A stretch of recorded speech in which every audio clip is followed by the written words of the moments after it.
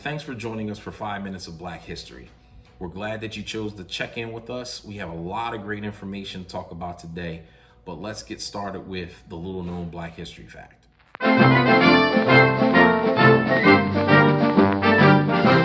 The Statue of Liberty was given to the United States originally to celebrate the abolition of enslavement. The original statue had the image with a broken chain to symbolize the moment enslavement ended. However, by the time the statue was completed and sent to the United States, the meaning was essentially lost. African American newspapers weren't upset at the lost meaning. They expressed their displeasure with the symbolism of the statue because for Black people, liberation was incomplete as a result of Jim Crow laws and domestic terrorism that prevented them from taking part in the American experiment. Now it's time for the person of the day.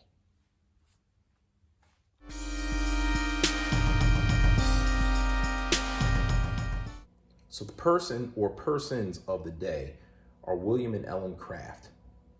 They were both enslaved and they were married and they were trying to get their freedom. So they created a plan based on the fact that Ellen looked like a white person. She was a quadroon, meaning that she had one Black grandparent and three white grandparents, and that was according to what was called the one drop rule. And so Ellen dressed up as a white man and William pretended to be her enslaved person. They got on a train and they traveled all the way from Savannah, Georgia to Philadelphia, Pennsylvania, where they found their freedom. William and Ellen Craft. Now it is time for story time. Enjoy.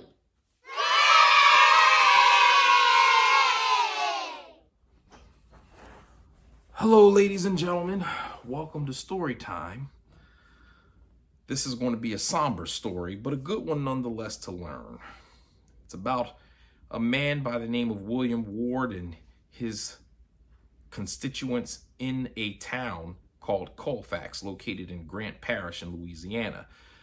The situation was Ward was about to represent his constituents in the Colfax courthouse, but unfortunately the new governor at the time was a little bit afraid to put him in due to the fact that his election was contested and his opponent, a man by the name of Hadnot, continued to fight the election, although the Republicans in the courthouse for Louisiana backed Kellogg and installed him. And when Ward went to Kellogg and said, "You're going to make sure you put me in this place in the courthouse," Hadnot found word. And so he gathered a posse up to go and hang Ward. But Ward found out. And so he got a posse of his own.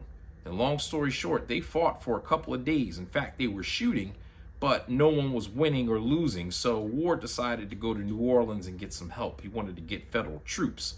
Well, he was there a little too long because by the time he came back, he found out that his people had been murdered. While Ward was gone, there were about 150 people fighting at the courthouse against the Confederates who were trying to prevent Ward from taking his rightful position. And so about 70 people were killed in the firefight and the other 60 to 80 people were captured. And they were walking along route to prison when instead they were massacred. Now, there were a number of people responsible. 3 of them only were convicted. And those 3 had their convictions overturned. And so it solidified the idea that any kind of African Americans trying to take hold of rule in Louisiana would be severely punished for attempting to do so.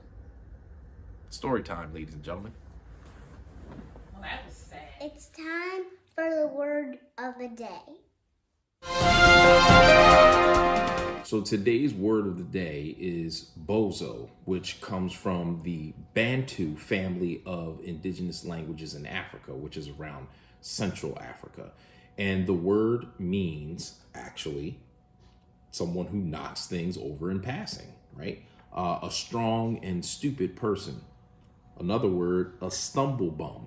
And in the actual translation is boza, B-O-Z-A. So again, bozo, a word that we use on a regular basis, an indigenous African language term.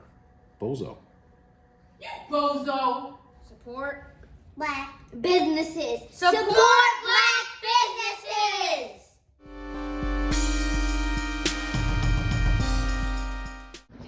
Nikki Marie Candles was founded in 2017 by Nicole Clark. Based out of Philadelphia, Pennsylvania, Nikki Marie Candles are hand-poured naturally soy candles and melts. Nikki Marie also makes body butters and soaps. What makes Nikki Marie Candles so wonderful for consumers is the time, attention, and detail that goes into the creation of all products, from candles made to look like a peppermint latte to room and linen sprays.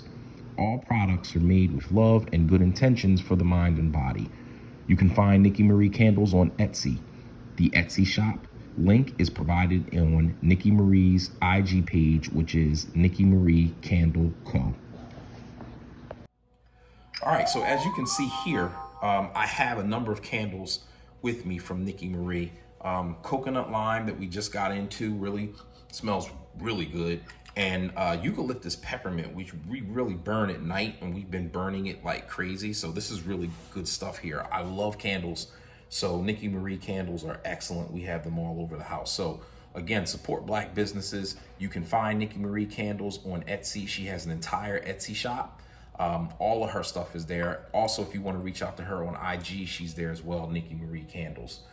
So again, support Black businesses. Thanks for joining us for this week.